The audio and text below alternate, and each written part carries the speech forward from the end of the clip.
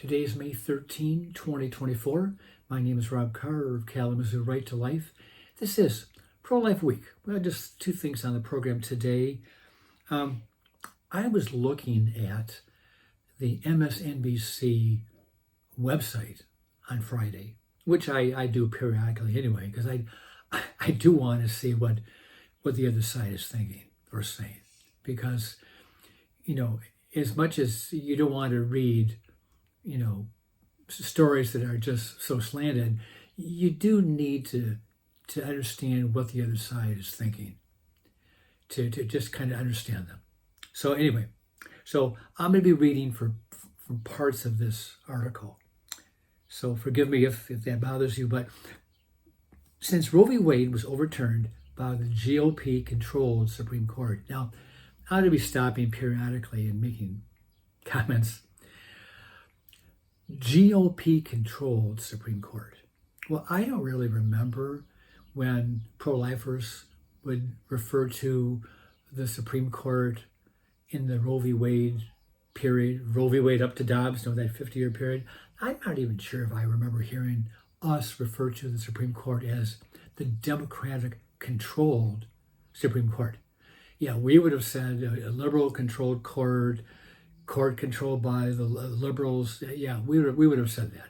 But I don't really recall us saying that the Supreme Court was controlled by the Democratic Party. But here with MSNBC, they have no qualms about saying that. The GOP-controlled Supreme Court. Okay, so let me continue. Since the 2022 Dobbs decision, we have seen an onslaught, another buzzword, that force enacted by Republicans in states they control that force extreme religious views upon the rest of us. Here again, force extreme religious views. So these are all buzzwords, derogatory terms that are slanted in a certain way. In 14 states, Republicans have now banned abortion at day one of conception, often with no exceptions for rape or incest. In other states, they have imposed 6-week abortion bans when a fetus is about the size of a grain of rice, and many women may not yet know that they're pregnant. Okay, let me continue. Republicans don't deny that their abortion bans are grounded in their own religious beliefs. Now, that is not true. What is true is that most pro-lifers that I know are strong Christians, be they Catholic or evangelical. Yes, we come to the issue with a biblical worldview. That we are created in God's image. I understand that. Abortion is a moral issue, and we all take it as a moral issue. But that's not the only way we take it, because science plays a big part in how we view the sanctity of human life.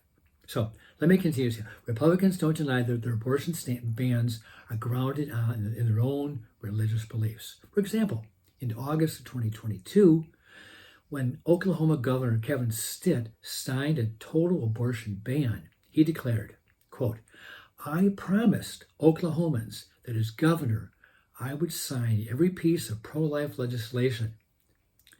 From the moment life begins at conception is when we have a responsibility as human beings to do everything we can to protect that baby's life," unquote.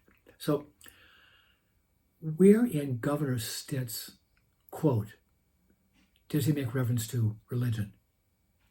He just says, from the moment life begins at conception.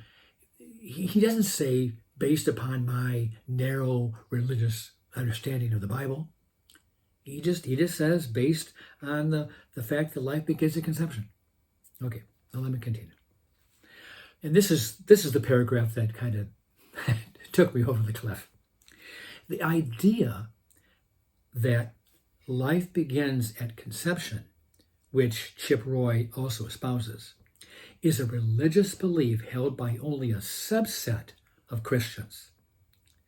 And despite polls showing nearly 70% of Americans believe abortion should be legal in the first 3 months of pregnancy, Republican extremists, another buzzword, like Roy, don't care what the rest of us want. This is tyranny of the religious minority. Okay, so let's go back to that first sentence here. That life begins at conception is a religious belief held by only a subset of Christians. Okay. First of all, if you were to just, if the writer would just casually take a look at science journals or scientific websites, he would find out that 95% of OBGYNs and medical researchers and scientists all agree that life begins at fertilization. True, pro-abortion people would say that this tiny life is not sentient, cannot think or live on its own. So okay, so that's true. A little 3 or 4 week old embryo or fetus, yeah, it's not able to think. I understand that, but at what?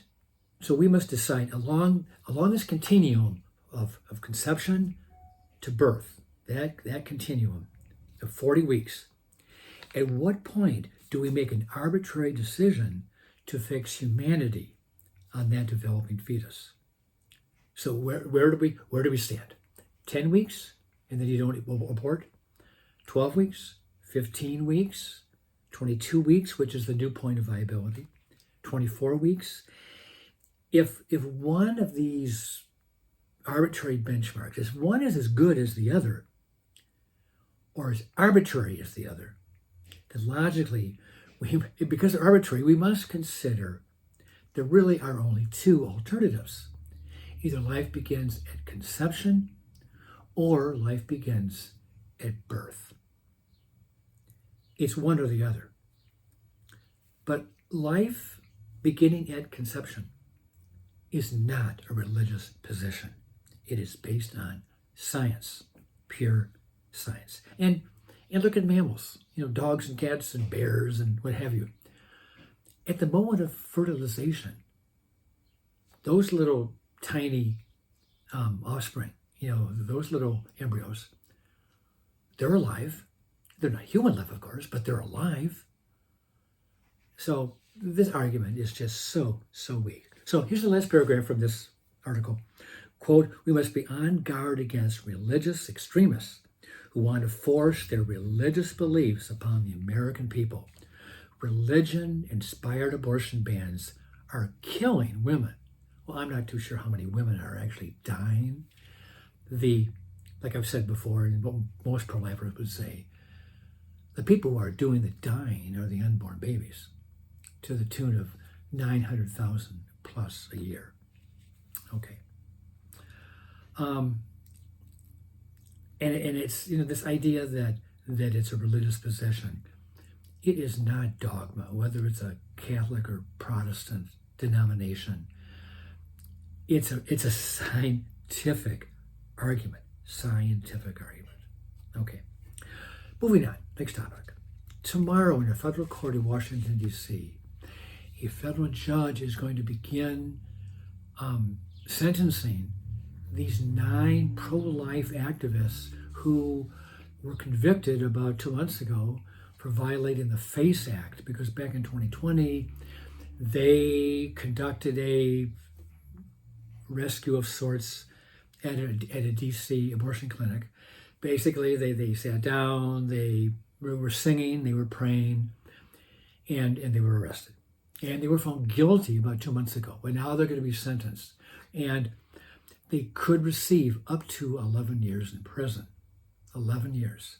Now, I'm going to read you a quote from one of the defendants. His name is John Hinshaw. And he is spot on. He is dead right. Quote, the fact is that from Thoreau, David Thoreau, from Thoreau to Dr. Martin Luther King Jr., all the way to the recent pro-Hamas demonstrations, never have peaceful civil disobedience face such legal violence as our federal law enforcement is now practicing. From the abolitionists, in the pre-Civil War period, the suffragettes, the women that were fighting for the right to vote, for women's right to vote, the civil rights movement of the 50s, 60s, and 70s, the anti-Vietnam War protests of the 1960s and 70s, anti-nuclear protests, climate alarmists, and even the mostly peaceful riots of 2020, in the aftermath of the George Floyd killing. No one was threatened with 11 years in prison. Let me just read that again. From the abolitionists, the suffragettes, the civil rights movement, anti-Vietnam War protests, anti-nuclear protests, climate alarmists, and even the mostly peaceful riots of 2020, no one was threatened with 11 years in prison. But that's exactly what is happening right now with the Joe Biden Justice Department and their purposeful assault on civil liberties and on the right to protest, free speech protest at abortion clinics. 11 years in prison. And these other categories did not get 11 years. With that, I will let you go. I'll see you next time.